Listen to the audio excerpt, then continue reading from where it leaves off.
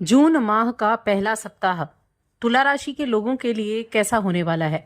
जय माता दी दोस्तों, आप सभी का स्वागत है हमारे YouTube चैनल अमृता एस्ट्रो में। और आज की इस वीडियो में मैं बात करने वाली हूँ 1 जून से 7 जून तक के तुला राशि फल के बारे में।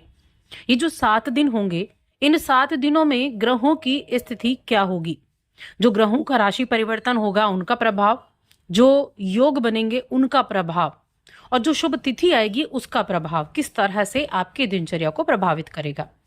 तो देखिए, इस सप्ताह की जो शुरुआत हो रही है वो चंद्रमा की कर्क राशि में स्थिति से हो रही है।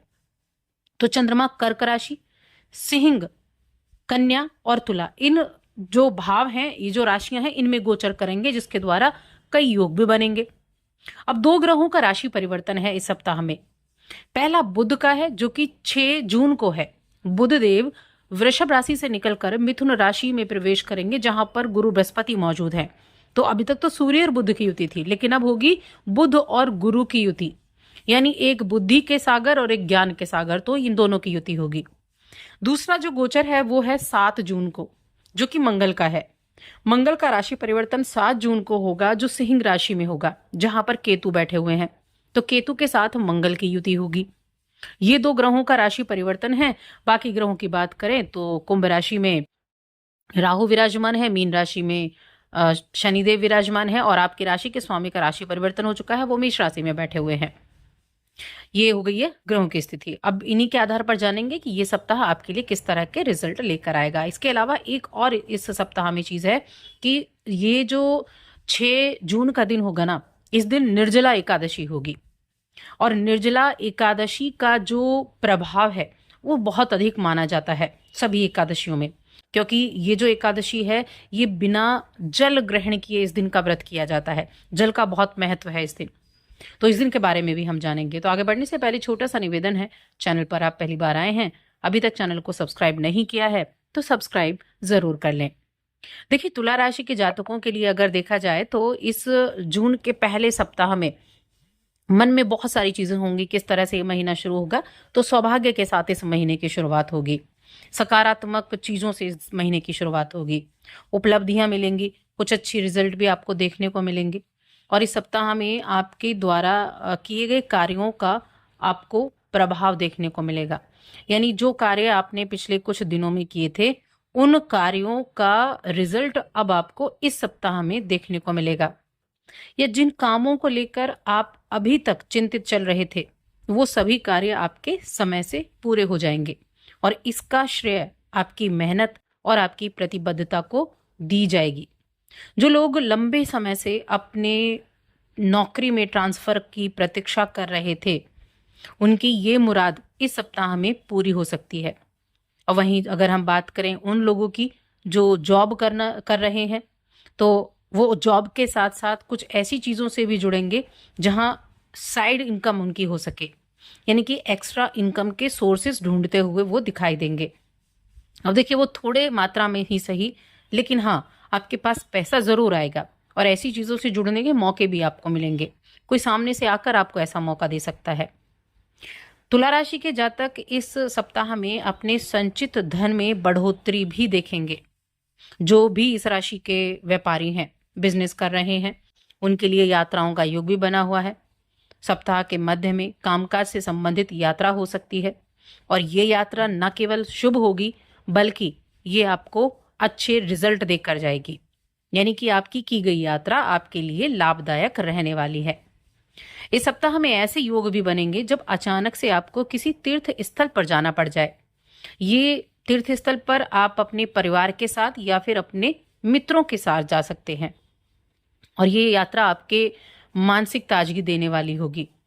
किसी भी घर में सदस्य के साथ अगर कोई भी मतभेद चल रहा था, या किसी भी सदस्य के साथ कोई भी विवादित स्थिति बनी हुई थी, तो उस स्थिति को संभालने का कार्य करेंगे, यानी कि उस मतभेद को दूर करने का काम करेंगे। उनके साथ अपने रिश्तों को सुलझाएंगे। घर में कोई भी बुजुर्ग व्यक्ति है तो उसकी गलत फहमियों को दूर करते दिखेंगे।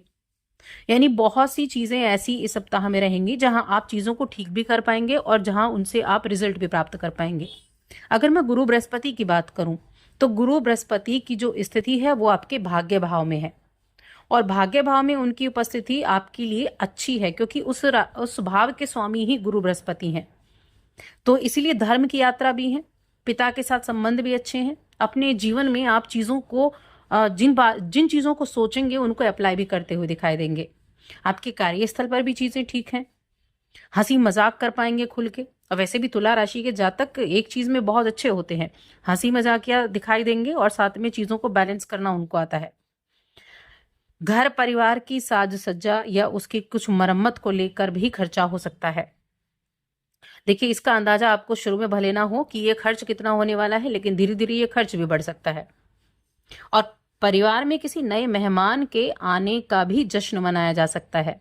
तो घर में एक जो पॉजिटिव वातावरण है वो रहेगा, उल्लास के पल आप देख पाएंगे। तो घर का माहौल बहुत ही सकारात्मक रहेगा।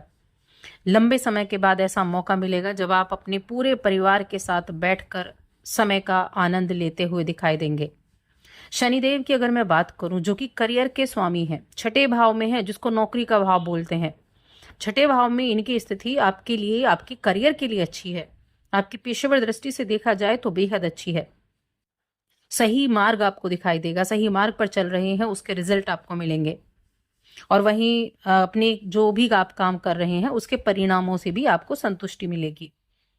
किसी बड़ी मल्टीनेशनल कंपनी में काम करने का अवसर भी प्राप्त हो सकता है, अगर आपके पास जॉब नहीं है और आप जॉब के लिए ट्राई कर रहे थे। देखिए, चीजें हमेशा एफर्ट के द्वारा ही प्राप्त होंगी, कि आपको मौका मिलेगा, लेकिन अगर आप अप्लाई करेंगे, अगर आप उस दिशा में अगर आप कार्य करेंगे, तब आपको उसका रिजल्ट मिलेगा। तो योग अच्छे हैं, आपको प्रयास जरूर करने चाहिए, आपकी मनचाही इच्छाएं पूरी हो सकती हैं। अगर मैं शिक्षा की बात करूं, और अगर आप शिक्षा के मामले में अगर कंपटीशन की तैयारी कर रहे हैं, किसी प्रतियोगी परीक्षा में आप बैठने वाले हैं, तो इस पूरे हफ्ते आपके लिए अच्छा रिजल्ट है। अगर आपने कोई एग्जाम दिया है, उसके परिणाम की आप प्रतीक्षा कर रहे हैं, तो भी आपके लिए अच्छे रिजल्ट मिलने के योग हैं, क्योंकि यहाँ गुरु की स्थिति बेहद अच्छी है। शनि की स्थिति आपके छठे भाव में आपके कंपटीशन को अच्छा रिजल्ट दिलाने का कार्य कर रही है, तो अच्छा है। अब मैं रिलेशंस की बात करूं, तो रिलेशंस के मामले में देखा जाए तो प्रेम संबंधों में नई रोशनी रहेगी। अपने साथी के साथ संवाद अच्छे रहेंगे और अपने रिलेशंस को अच्छा कर पाएंगे, अपनी भावनाओं को खुलकर साझा कर पाएंगे, जिससे रिश्ते अच्छे रहेंगे। अगर आप सिंगल हैं तो आपकी मुलाकात किसी दिलचस्प व्यक्ति से हो सकती है, जहां आपको धीरे धीरे आगे बढ़ना होगा। अपने रिश्ते को मजबूत नींव बनाने पर ध्यान देना होगा, जल्दबाजी करने से बचें।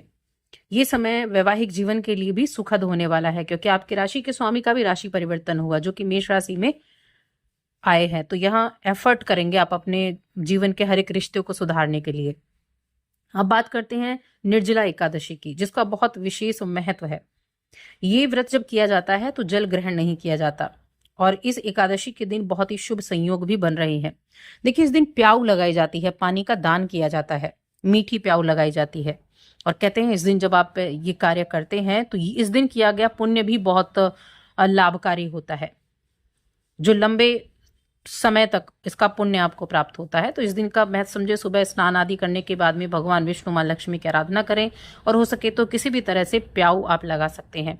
मीठे पानी की लगा सकते हैं, नॉर्मल पानी की लगा सकते हैं, घड़े का दान कर सकते हैं, पानी भरकर मिट्टी के घड़े का, ये कार्य आप कर सकते हैं। तो बस आज की इस वीडियो में इतना ही। वीडियो कैसी लगी हमें कमेंट करके जरूर बताएं।